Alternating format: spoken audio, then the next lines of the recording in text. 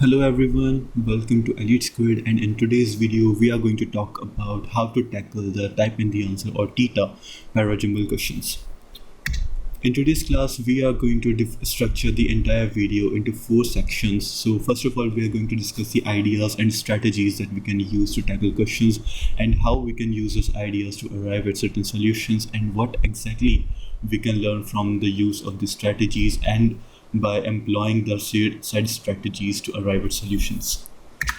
So the next slide would contain the first parajumble question, and we would be using mandatory pairs and structure strategies to arrive at the solution of the next question.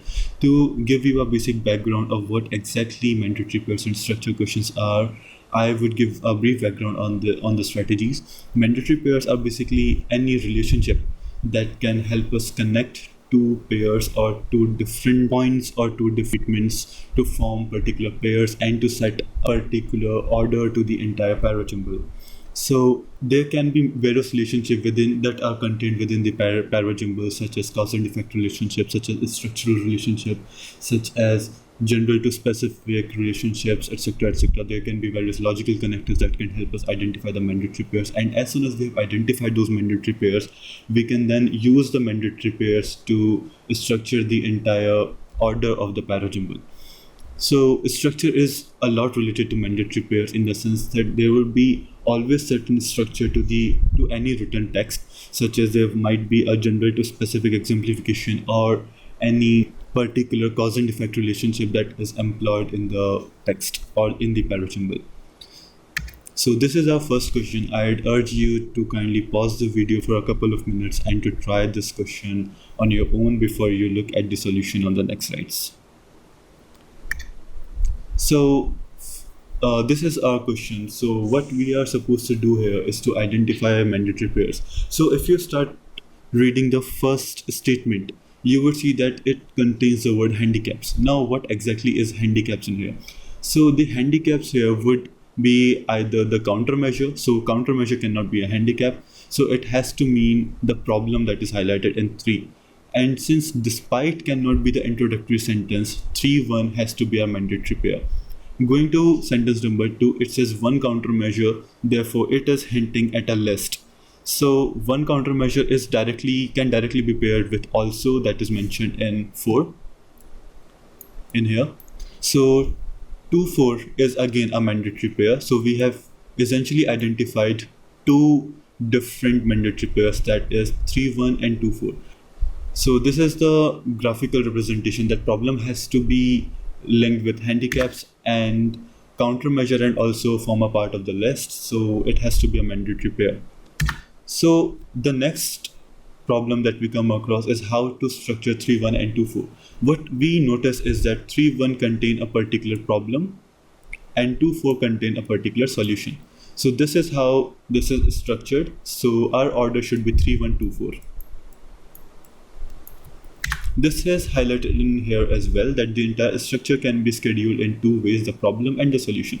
The problem is presented mountain dots are able to maintain the osmotic pressure of their blood despite facing certain hurdles and handicaps. And the solution to this particular problem, this particular paradox, would be explaining how mountain dots are able to do that. So they are able to maintain the osmotic pressure of their blood on the basis of their behavior and on the physical build of their kidneys. So the correct order should be 3-1, 2-4, which is highlighted over here. Again, I would recommend you to pause the video for a moment and read the entire order to analyze whether the order makes sense or not. Moving on to next question, we are going to use logical connectives and the 5W approach that we have discussed in our classes. So the 5W approach refers to identifying who is performing a particular action or who is saying a certain thing, what is exactly happening, where that event is happening, why that event is happening, and when is that event happening. So these are the 5W: who, what, where, why, and when. If you are able to answer these 5 Ws, we can easily identify our mandatory pairs or the entire structure that we can easily use for our own benefit to identify the correct order of events and statements. The logical connectives are a lot like structure in the sense that we have to identify what logically connects to particular statements, such as whether one is a cause, one is an effect, one is a problem, or the other statement is a solution, or any other certain logical connective. There are various logical connectives such as usage of list, as we have seen in the previous example, and the usage of various descriptive events such as countermeasures and one, again, as we have seen in the previous example. So there can be again various logical connectives such as problem, solution, cause and effect, etc., etc. And we are going to see some more logical connectives in the next example.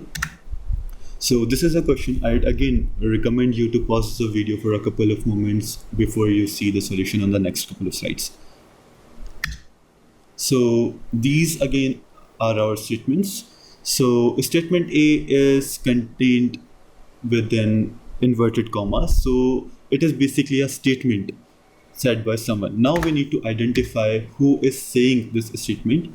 And as we go through the entire structure, we are going to identify that Robert Starr, who is given in B, is saying this statement. Robert Starr said about Dev Helve, blah, blah, blah, is the basic structure. So AB has to be a mandatory pair. Now we are going to read through C and D.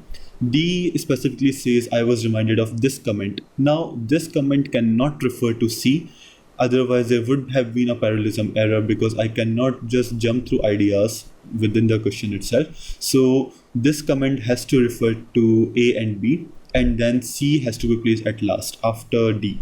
So the correct sequence should be A, B, D and C.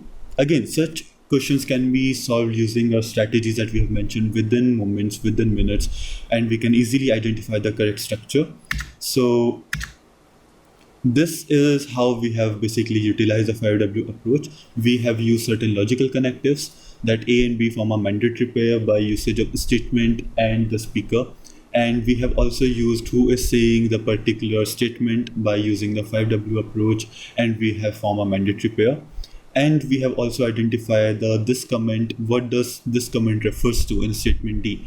And by identifying that, we have again made a mandatory pair, which is BD.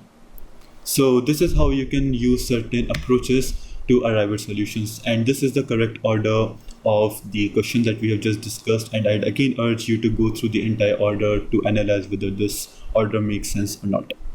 So this is all for the brief video for the day. Thank you for your attention and your time.